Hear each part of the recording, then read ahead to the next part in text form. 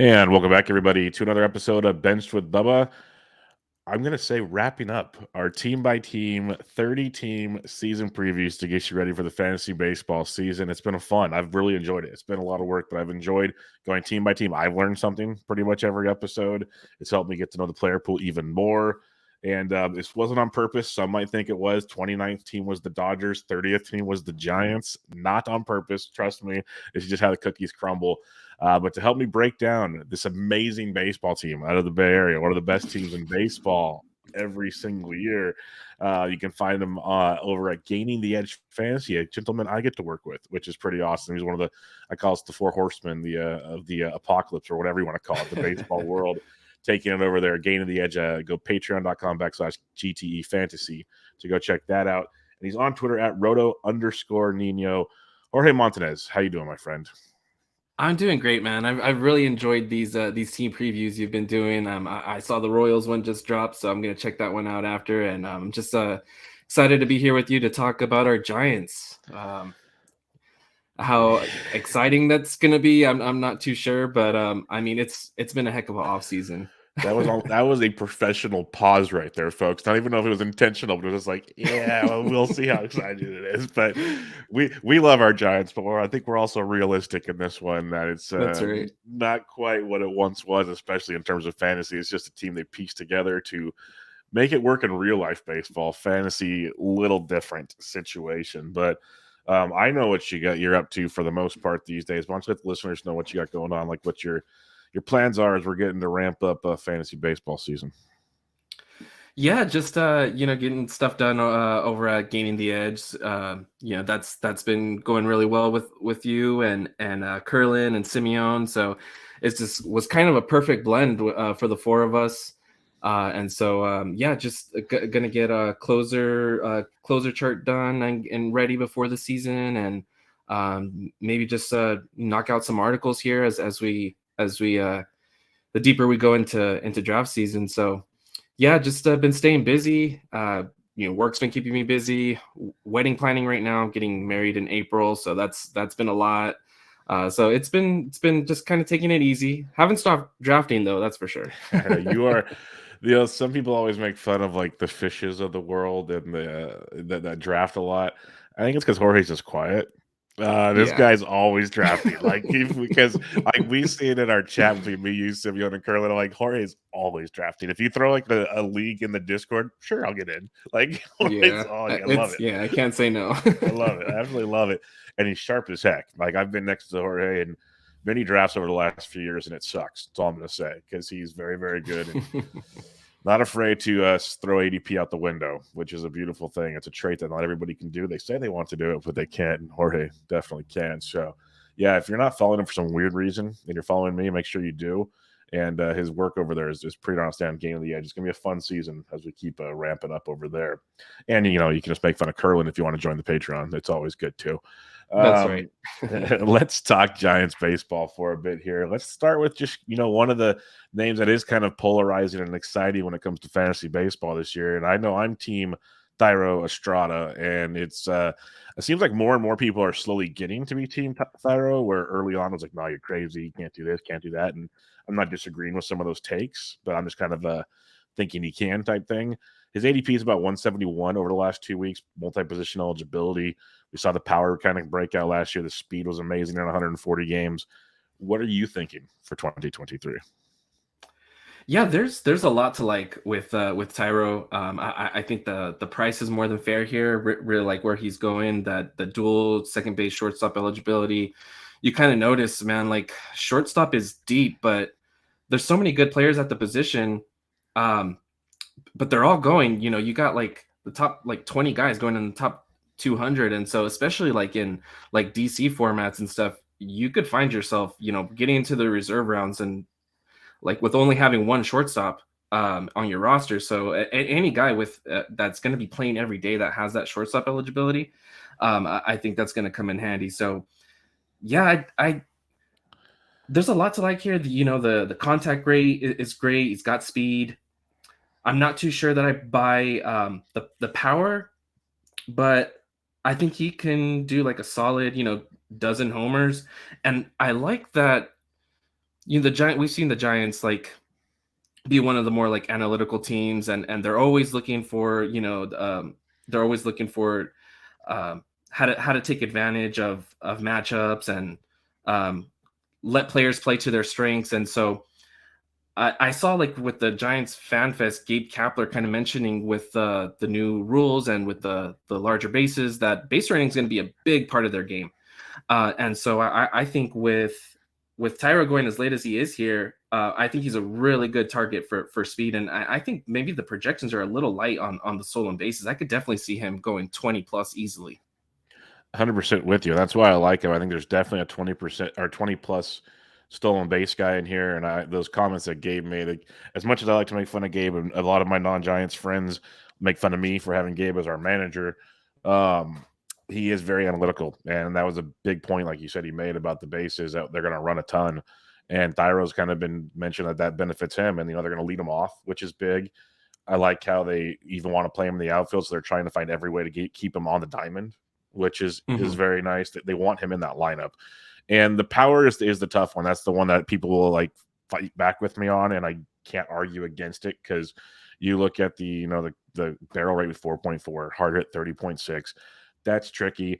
I do like to point out, 109.3 max EV, the best of his career, is promising. And I think it was like Eno Saris and DVR a couple years ago on Rates and Barrel when Thairo was still in the minors. They were pointing out his minor league StatCast numbers. And again, PCL, Pacific Coast League, for those that don't know, ball flies, so that's a thing. But I'm hoping there's more there when it comes to Thairo. But still, if he can give me 12 to 15 with 20 plus bags at this point, I'm all in. It's going to be 27. So I love it. The eligibility, like you mentioned, I'm a big fan at that point in the draft. And another thing that you mentioned there that I've been trying to like bring home to people is the shortstop position is deep, yes, but it's a very like top heavy deep, because it disappears, like you're saying. Once you get to a certain part of the draft, it's gone. And then that shortstop position that's there, it's just like, ooh, what just happened? And that's where it gets a little different. So yeah, 100% with you on that. I want to bring that comment back up for the listeners real quick. It's a real thing that it's not what it used to be, it feels like. So keep that in mind. All right, let's talk Mike Yastrzemski. Yaz. Not the season we were hoping for from Yaz. Probably not the season he was hoping for from Yaz, hitting 214, but he did hit 17 home runs still. That was promising. Walked a fair share. ADP's at 353 right now, Jorge. I think I know your thoughts on this from drafts I've seen you draft. I'm intrigued at 353. I'll be honest. Oh, I love his price here at 353. Yeah. He's going to end up being one of my most rostered players, just because of the cost here. I mean, you're going to be hard pressed to find a guy with everyday playing time in the outfield, as thin as outfield feels this year, going this late. So yeah, I'm all in on Yaz this year. I love the price. Just looking at his profile, I mean, it's been other than like the results, like the batting average, I mean, it's been as consistent as they come. His strikeout rate has hovered, right around 24 to 26%, right in between. This last year's at 25%. He's always shown good plate discipline, double-digit walk rates. His barrel rates, I mean, it is like copy and paste here: 10%, 10%, 10%, 11%. His hard hit rate 40%. And so I think what we've seen with Yaz, since he debuted for the Giants, I mean, we've seen, like, we knew the BABIP wasn't going to sustain. Like, he was putting up like really high BABIP numbers first couple years, and we've seen him. He's going to be someone who could benefit from the shift ban, because we saw a trend with him starting in 2021. He was getting shifted a lot more, and I think we saw an approach adjustment here where he started hitting a lot more fly balls. And so I think on top of the BABIP regression we were already going to see, I think that just kind of played into it a little bit more, where he was hitting more fly balls that was keeping that BABIP low. And so I'm really curious to see if with the new shift rules, if that approach changes again, if he maybe starts hitting a few more line drives, where he doesn't have to hit so many fly balls and just kind of swing for the fences every time. So I'm really interested in Yaz. I think, he's has 20 homer power, and he's 9 for 10 the last two seasons on the base paths. So he's I think he could be someone who we see go from 4 to 5 steals to maybe he's chipping in 7, 8, 9 steals. So I think, if you have someone that can go 20 and 10, um, even with the low batting average, I don't think he's gonna bounce back to the 270, 290 that he was hitting his first 2 seasons. But if we can get a 240, 250 batting average, I think there's a pretty good chance of that. And he's going to play. He's going to. I could see him maybe shifting over to a corner against lefties and dropping down in the lineup. But I think he should probably hit in the top third against righties. So I think just for everything he's going to provide, I think he's a pretty good value where he's going. Yeah, I'm 100% on board with you. I think Yaz plays a ton. They want him for his glove out there. He's not as bad a hitter as it's been lately. So I'm with you on that one. I think it's definitely a pretty nice price tag on the Giants center fielder this season. Mitch Haniger, one of the new Giants, because we screwed up on everything else. He comes in with an ADP of 179, 11 home runs last year in 57 games. He's only had 2 seasons of over 100 games in his career. So it's like a mixed bag when he plays a full season, Jorge. He's amazing. He doesn't do that very often. So what's your thoughts on Mitch Haniger in his first season in San Francisco? Yeah, he's another guy who's been, pretty consistent as far as like his pace and when he's on the field, he's pretty consistent. You're going to get about a 250 hitter with about a 30 homer pace when he's playing. And so, I mean, I haven't been able to take the jump there with Haniger. Maybe because I've been doing more DCs than like Fab Leagues, but maybe as we start doing like Fab Leagues over the next month, I may be more inclined to take a chance on Haniger because I think just with the offensive landscape, power is going to be a rare commodity, especially going at this stage in the draft. And so I think Haniger could very well provide that. We know Oracle Park plays a little bit better for right-handed hitters as far as power goes than lefties trying to hit it out into the cove. So yeah, I like the price here for Haniger. Me playing a lot more like draft and hold formats where we can't the no pickups or anything, can't make drops. I haven't been able to take the risk there at that price, but I do like the profile here at this price. Yeah, we're kind of in the same boat. Like, I think I maybe have one share of Haniger. It's Mm-hmm. just I have trouble in these draft and hold formats to take the chance on him, as you're saying. So if he stays healthy, he's a beast. I'm not worried about the ballpark. He did it in Safeco, so San Francisco doesn't bother me one bit for Haniger. So I'm intrigued in that regard. I'm just curious on the health, which we all are, and we have to hope it pans out. Joc Pederson coming in an ADP of 251, which is kind of lower than I expected off of 23 home runs, 274.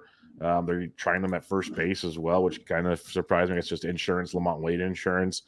But Joc is Joc. Like the average, I don't know if that's sustainable, but the power is legit. And he's just doing his thing by the Bay. Are you interested in Joc this year? Yeah, I'm more likely to take Joc at his price than maybe Haniger at his. Right here at 250 because Joc is someone who, I mean, even on a strong side platoon, it could still hit 25 homers. He's still got that in him. And so, yeah, I'm with you. I do think that we see probably a drop in the batting average. I don't see him hitting 274. I think last year was kind of a season where like kind of everything went right for Joc when he was playing. 15% barrel rate was just incredible. 51.8% hard hit rate, both career highs. So I'm not sure. Maybe we see. I'm not sure if he can sustain that. But yeah, I think like I mentioned before, like power is hard to come by this year. Could be something that we're all chasing. And so at this price, yeah, I like Joc.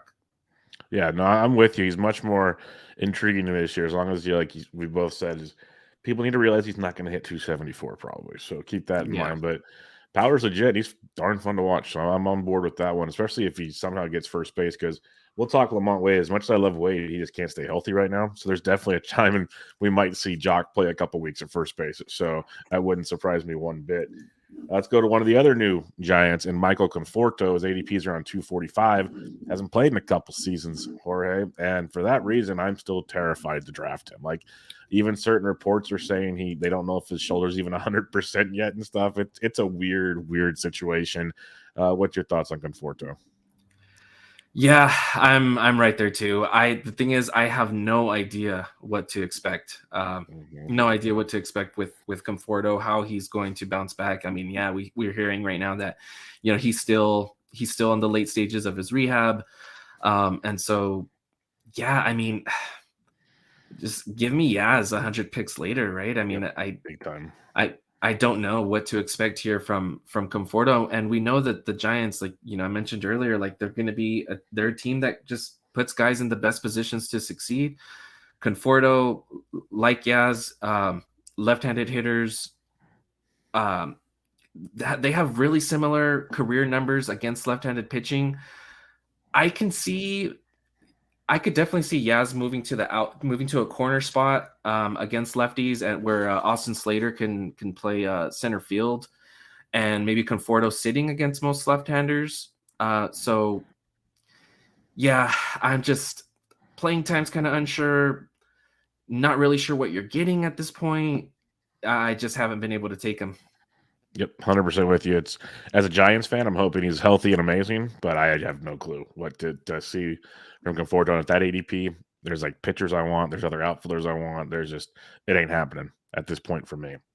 Now, a player I'm intrigued by, and his name has been mentioned more and more. Daniel Prepis has been mentioning David VR. This is a guy we got to see a bit last year. Jorge come up in the minors and just show ridiculous power. 9 home runs in AAA at 27 home runs. Previous season hit 20 home runs in AA. He's hit for average throughout most of that time. There's some red flags potentially, but he's a young ball player. He'll be 26 this year. ADP's at like 445 right now. And all reports out of San Francisco are this is the dude we want to be our starting third baseman. It's up to him to take the reins, but we want him to be our starting third baseman. So, what's your thoughts on David VR? Yeah, I mean, I love what we've been hearing out of Giants camp so far is that they want him to play everyday third base. I think it's probably going to be best for that defensive infield, that he is able to stick there at third base. He kind of profiles like, if you just want he kind of profiles like a Matt Chapman, a Eugenio Suarez type. Gonna strike out a lot, but hits a lot of fly balls. He's gonna have a decent barrel rate. So yeah, I do think he's really really cheap power.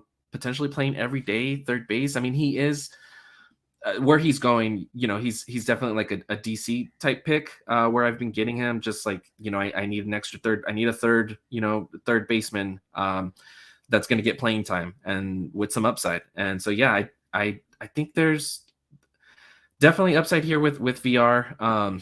I would not expect a good batting average, but he gets on base, should be in the lineup, going to provide power. So yeah, I think he's a good depth pick at third base. Yeah, I've been snagging him up as a third baseman as well in a lot of drafting holds. I'm a big fan of that scenario. So I'm hoping it continues to pan out, and I hope he sticks there because he would be a power source the Giants are missing outside of Joc and maybe Haniger if he stays healthy. There's a lot of lack of power, so it'd be nice to have VR to help maybe clean some things up there. And the defense, like you mentioned, would be a plus. If the strikeout rate jumped to 32%, so the Suarez and Chapman comps are pretty nice actually when you look at the overall hitting profile like that one quite a bit. Mentioned him earlier. Let's talk Lamont Wade Jr. This is a guy that, when healthy 2 years ago, was really solid. Couldn't stay healthy at all last year, so he really struggled. ADP of almost 500. Supposed to be the starting first baseman for the most part, likely a platoon situation. What are your thoughts on Wade going into 2023? Yeah, I mean, like you said, he kind of battled through a ton of issues last year. Some hip issues, knee issues, side issues. So I don't really want to read too much into what he did last year. We saw like the barrel rate and the hard hit rate in particular kind of dip, and I think that probably had a lot to do with the issues he was trying to work through. But if he's healthy, I mean, yeah, I think there's a lot to like here with Wade.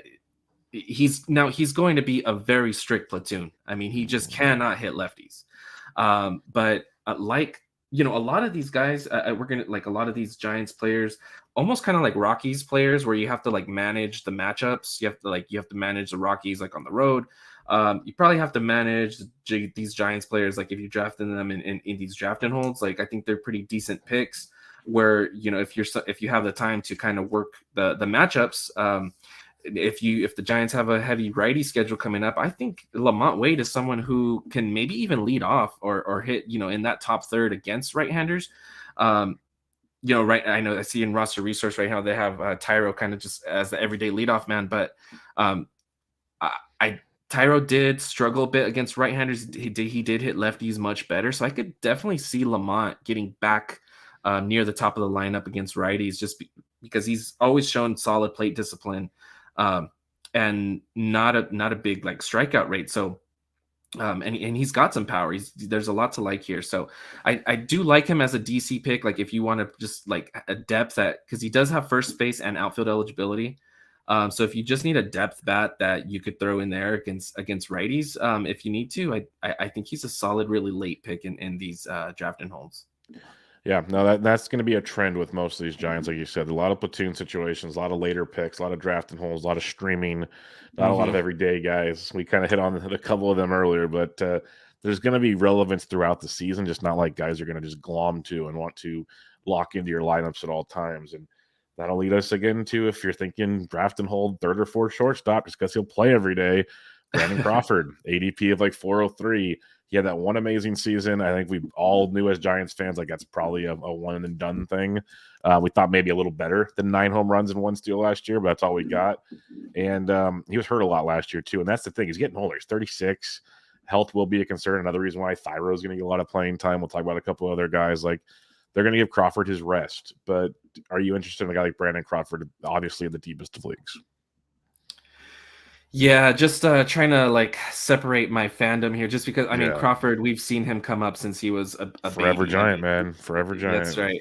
Yep. Yeah, so I mean, I absolutely love Brandon Crawford, but he's as far as from a fantasy perspective, I mean, there's not a whole lot he's going to provide.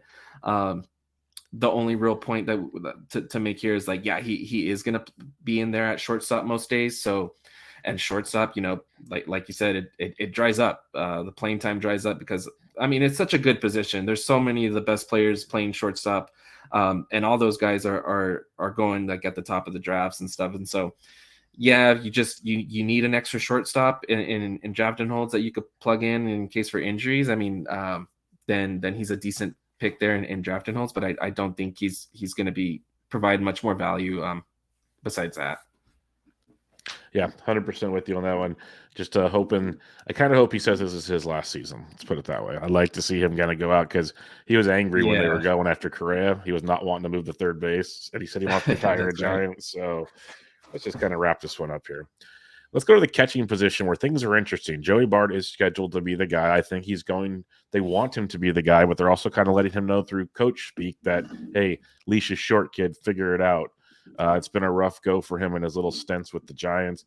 His ADP is 356. You have Roberto Perez. You have a Rule 5 pick that people are really, really interested in Sable as well, who's shown some decent minor league numbers. So how are you looking at this between Bart and the other catchers for the Giants? Well, I mean, yeah, it's just kind of reading between the tea leaves here. I mean, it seems like it's like a make or break season for Bart. They kind of need him here to get going.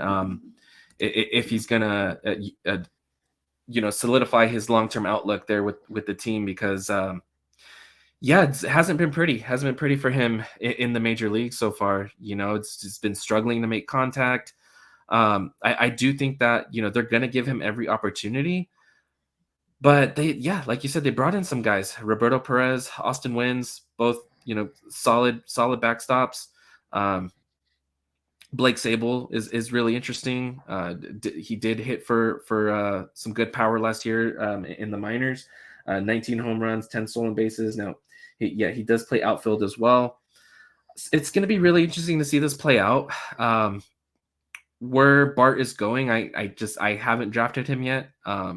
Right now, for me, it's just more of a hope that things could start clicking, because it looked like things were starting to click for him in August last year, and then they came back crashing down in September. But yeah, if he can just find a little bit of consistency and I mean, he's got pedigree. has good, has posted good numbers in the minors. It's just, yeah, he's got to get it done. And I think they're definitely just trying to light fire under him right now.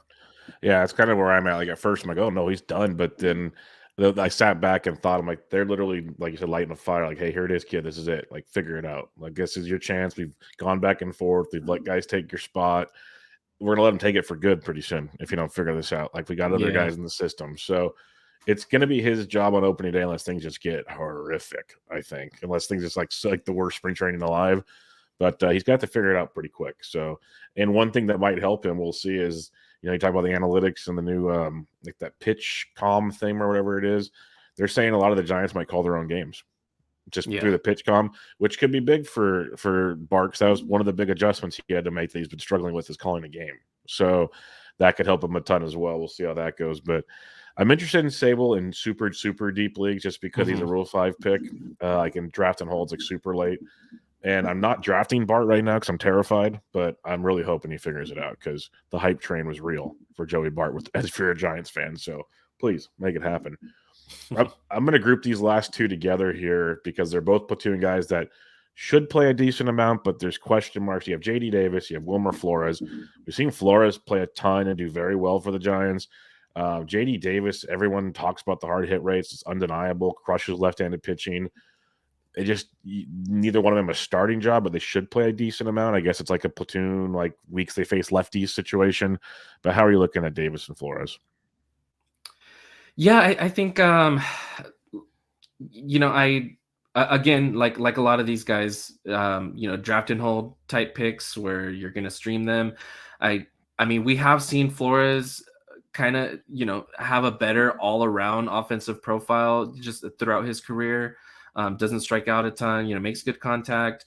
Um, has been better against lefties, but you know, just 2 years ago had a good, hit 262, 18 home runs. Last year, he actually got 600 plate appearances, hit 19 home runs, only hit 229. I do think like if we have like some injuries, I can see Wilmer going back to like kind of just being in there every day. You hope that they wouldn't because you don't really want these guys playing the field as much. Um, so yeah, I don't really know like as far as like not all too interested outside of like draft and holds. JD Davis, I mean, when he gets a hold of one, he gets a hold of one. He's good hard hit rates, but swings and misses a ton. Yeah, these are for me just gonna be guys that deep leagues, streaming against left-handers, but not much more than that. Yep, 100% with you on that one. Not in my bag right now. Let's head to the mound where there's some fun here for the Giants, at least for fantasy. You got Logan Webb leading the way here, ADP of about 110 over the last couple of weeks. We saw the ratios take another amazing jump last year after a solid 2021. Strikeouts took a dip as well, but threw 192 innings, which is outstanding. So, what's your thoughts on Webb? He made a pitch mix change and obviously changed his strikeout rate, but it also made him a pretty darn good pitcher. So, how do you look at him in 2023? Yeah, I think he's just got a really solid floor. Yeah, I mean, I love Webb. You look at the results. I mean, what he's done the last 2 years is he's just been an excellent pitcher. I mean, a 3.03 ERA last season, 2.90 last year. I mean, high ground ball rate, low walk rate. He's going to continue to suppress runs. Yeah, I think he's just you. I would like to see a little. I would like to see some of the swinging strikes come back and maybe that strikeout rate tick back up. But yeah, as far as like where he's going in drafts, I mean, I think if you are someone who like needs that volume, I think he's a great pick as like a third starter. There's like I've typically the way I've been drafting, I've been going starting pitching early. I've been getting like maybe 3 in the first 6 rounds. And so where Webb is going, I'm looking at hitters in that range that I think are pretty good values. Um, there's some guys going later that I think have maybe similar profiles. Guys like Jordan Montgomery. I like Drew Rasmussen. So I've typically been waiting on like my fourth starter, but I don't see anything wrong here with Webb where he's going. Yeah, you summed up my I guess concerns isn't the right word, but I love Logan Webb. I drafted him in a few leagues, depending on my build, but I prefer to wait, like you're saying, on some other guys with similar builds. But he does bring such an amazingly safe floor that I'm a huge fan of what he brings to the table, and I'm hoping the strikeouts can get a tick in the right direction again, and because he's always tinkering with his pitch mix. So we'll see what he brings out in 2023, and hopefully doesn't take too big of a step backwards because it'll be tough to replicate a 2.9 ERA, but we'll hope for the Yeah. best on that one. Let's talk about the other cast of characters. They all have a little bit of upside, also some concerns. Alex Cobb, the quote unquote most unlucky pitcher in baseball, depending on where you looked last year. You know, we watch a lot of games, Jorge, and the defense is atrocious, and I don't see Oh it getting a gosh. whole lot better this year. But you know, Cobb almost threw 150 innings last year, which is what you'd love to see from him. Ratios were pretty solid, still strikeouts were there.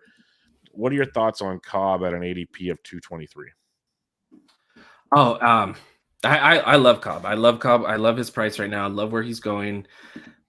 Like you just look at everything about his profile. I mean, 61.5% ground ball rate. You look at the underlying metrics, 2.89 xFIP. Even the ERA, 3.73 ERA. If you're getting him as your fifth, sixth starter, I mean, you'll take a 3.73 ERA. The big thing that stands out was the whip. 1.3 whip, and he's never been like a big time like whip asset, but we saw a decent walk rate. The big thing that stands out was the 336 BABIP, and that's in large part due to that terrible defense behind him last year. But if everything here stays the same, and you just bake in a little bit of regression to that BABIP, I think you're getting a really good value here with Alex Cobb if you can get him as like your fifth or sixth pitcher. Yeah, he's intriguing for sure. I'm not forcing it, but I definitely like him as a later round option to kind of round out the rotation. And like the defense was so bad, we've said it many times, but I also don't think they're going to be as bad. They can't be, I'd hope. Mhm. So it's definitely something to think about as well. Let's talk about one of the newest Giants, Sean Manaea. This is a guy that ADP of almost 300 as a guy I've always stack against in fantasy baseball. He's got his moments of being good, but man, oh man, when it goes south in a hurry. Some really sharp people like him a lot. Some other people don't like him. What's your thoughts on Sean Manaea in San Francisco? Man, I just haven't been able to get there with Mania. The Giants, they have a good track record of turning guys like this around, but I mean, he had his best season in 2021, and even that, his best all-around season, came with a 3.91 ERA. I just don't know how much upside there is here with Mania, and I feel like when you get to this point in the draft, he's getting drafted because he's gonna get the volume there in San Francisco, and he's pitching in a good park. And there's something to the organization being able to get the best out of these guys. I just don't know how much upside there really is here. I'm looking at guys going after Mania that have, to me, much better skills that maybe don't have a solidified role. Guys like Braxton Garrett, uh, guys like David Peterson, um, Tanner Houck. I'm kind of waiting on those guys, and kind of passing over Mania here, but. I think what he's going right now, I think it's for his volume. And you kind of just hope he gives you like a 4 ERA, maybe someone you can just stream in San Francisco. Yeah, no, I'm with you. I'm not there either. I'd rather take some chances elsewhere than Mr. Sean Manaea, but hoping for the best. A guy going 4 picks after Manaea, another new Giant, is Ross Stripling at ADP at 302. He was really strong for the Jays last year. I rostered him in a lot of places late in the season. Ratios are great. The things that will bug people is doesn't go deep into games usually, doesn't strike out a ton of guys, but the ratios will be solid. Okay. What are your thoughts then if that's the case? Maybe it changes too. Could change. You could go deeper into games. Who knows? But what's your thoughts on him for 2023? Yeah, I've taken a couple shares of Stripling.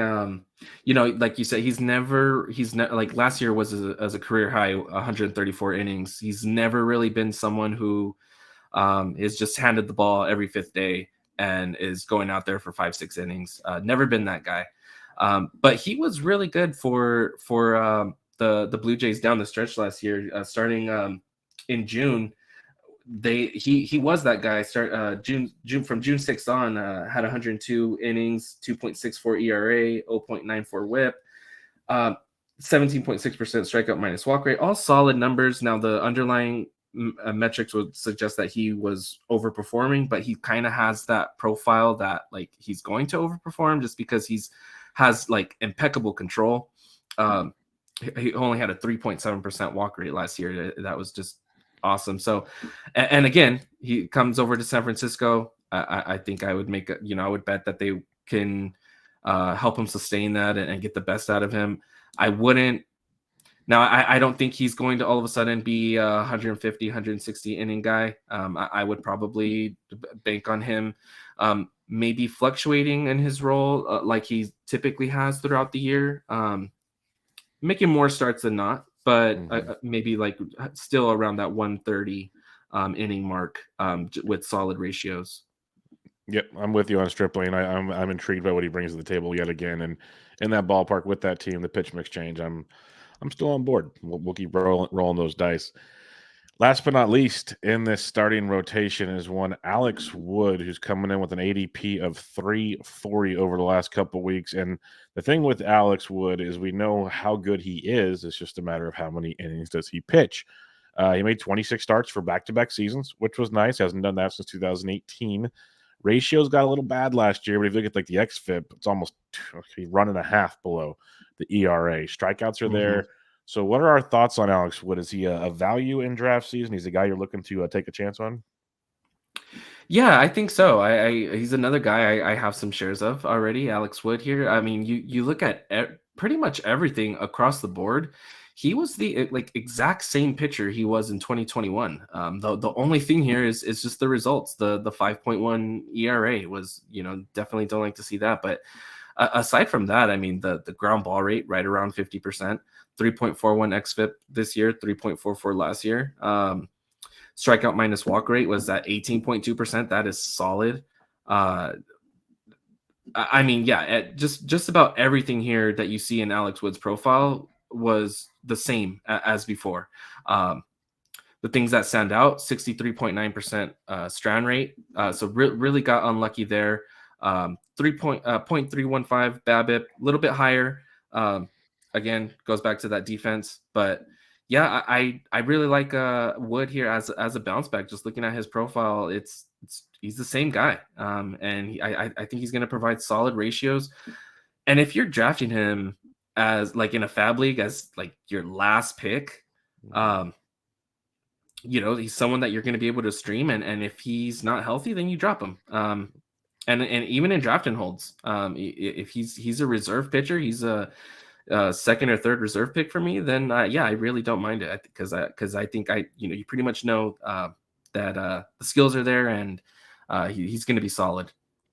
Yeah, I really like him in fab leagues, like you said. Just in case something happens, you drop him, you move on, and you go that route. Like I was live streaming with Ryan Bloomfield on Tuesday night for the labor draft. He took him in his like 24th or 25th round as one of his last starting pitchers. I think it's a great spot to go and get Alex Wood if you need him. So yeah, definitely a fan of that because the upside is pretty nice for a pitcher at that range to see where things pan out with Wood. He's almost outside of Logan Webb. He's probably I probably like him almost. I don't know if I'd like him more than Alex Cobb, but there's a chance. I like him a little. Just I don't know. There's a combination of the two that are pretty interesting there. Last but not least, here let's talk bullpen. You got Camilo Doval, ADP around 81. There's the Taylor Rogers fans out there with an ADP around 309. We know how this bullpen usually goes, Jorge. So how do you view the Doval Rogers situation? Are you still comfortable drafting Doval, or what are you thinking? I haven't been able to get on Doval here at this range. Now I understand it, just because it gets pretty ugly after you get out of the Doval range around pick 80. There's just too many starting pitchers that I like. There's too many hitters that I like, and just too many question marks for me. We saw just a season ago in 2021 with McGee and Tyler Rogers kind of sharing that role. And I think we could see a little bit of the matchup play back here with Taylor against lefties, because Doval, I mean, he was much better against right-handers. Against lefties, had just a 10.5% strikeout minus walk rate. The underlying numbers were a little worse, 3.84 xFIP. So we did see the introduction of the sinker in August that kind of did lead to some better results down the stretch. But the thing is, I mean, consistency is going to be key for him, and he's still young and he's still growing, he's still maturing, and it can very well happen. Things could click and he could break out. I could definitely see that. I'm just not sure I'm gambling on it where he's going. We've seen him fluctuate. Like he'll have a month where he has like a 7% walk rate. Then the following month it'll go up to 15% again, and it's just kind of up and down with him. So, yeah, I would love to see for him to be a little bit more consistent, and then as far as how the saves get split there. I know Farhan did say that he is going to be their primary closer, but when the games actually happen and you got maybe a couple lefties coming up, like does Kapler go to Rogers? We just don't know. Yeah, I got a weird feeling it's like 65, 35, 70, 30 type situation. I wouldn't be surprised by it at all. So he's still the primary closer, but it's just how much is the primary part of that closing situation. So since they signed Taylor Rogers, I've had a hard time drafting Camilo Doval. So we'll see. Hopefully, we'll see if we're wrong on that one. Time will tell. Yeah. Last but not least, prospects was at one point a great thing for us, Jorge. Now it's kind of a thing of the past. We have Harrison. That's Kyle Harrison. Pitcher looks to be pretty strong, and there's some high expectations for. What are your thoughts on the prospects' potential for this season? Because that's about all I can think of.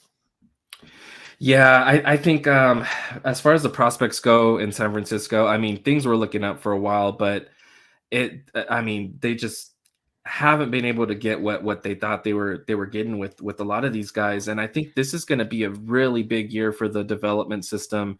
I don't think we're going to see anyone rushed up too quickly. I think this is just going to be a year for all their young kids to, just take their time and have good seasons in the minors and get ready for the future, because it's a big year for them to just kind of reset and get these guys right, because it's been a big struggle. I think if we've seen, we've had guys like Helio Ramos, Marco Luciano, Luis Matos, kind of all disappoint in the last year, where they all had, were all big time prospects at some point, and maybe if one of these guys had hit, we'd see Aaron Judge here, in San Francisco. We'd see a Carlos Correa or something, if we were able to develop like a really solid everyday player.